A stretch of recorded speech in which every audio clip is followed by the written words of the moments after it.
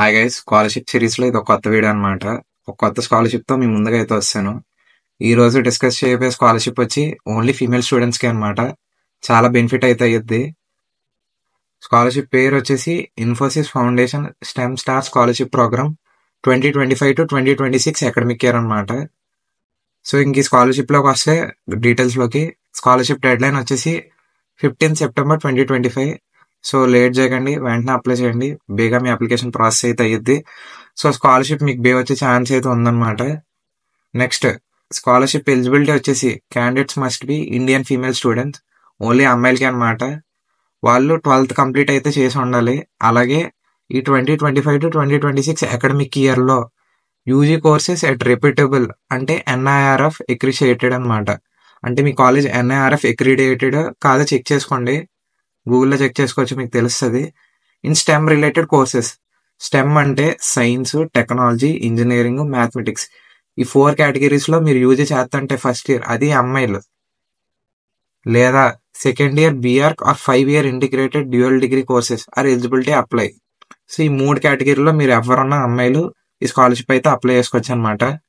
UG వాళ్ళు అయితే, అంటే ఈ స్టెమ్ కోర్సుల వాళ్ళు అయితే ఫస్ట్ ఇయర్, BArch వాళ్ళు అయితే సెకండ్ ఇయర్, అలాగే డ్యూయల్ డిగ్రీ వాళ్ళు అయితే 5 year వాళ్ళు కూడా అప్లై చేసుకోవచ్చు అనమాట. అలాగే అప్లికెంట్స్ ఫ్యామిలీ ఇన్కమ్ వచ్చేసి 8 lakhs కన్నా దాటకూడదు. అంటే 8 lakhs కన్నా తక్కువ అయితే ఉండాలి. సో ఇది ఎలిజిబిలిటీ.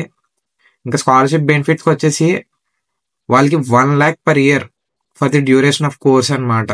సో వాళ్ళకి ఇయర్ కి 1,00,000 చొప్పున పడతాయి అనమాట. వాళ్ళు కోర్స్ అయ్యే వరకు ఈ ఇన్ఫోసిస్ ఫౌండేషన్ వాళ్ళే పెట్టుకుంటారు.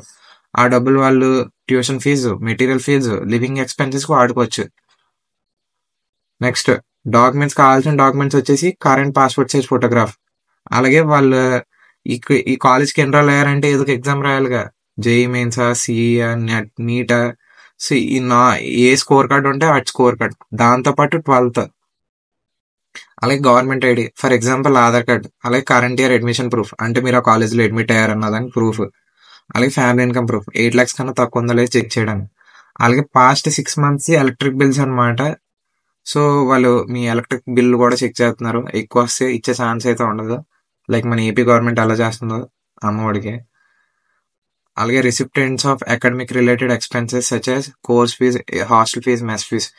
రిసిప్ట్లు అనమాట. మీరు మీ కాలేజ్లో కట్టి ప్రతి రిసిప్ట్, స్టేషనరీ రిసిప్ట్ కానీ, కాలేజ్ మెస్ ఫీజ్ రిసిప్ట్, మీ బుక్స్ కి ఆ రిసిప్ట్లు అని పెట్టుకుంటే అలా డబ్బులు వేస్తారు ఎంత అయిందో మీకు అమౌంట్.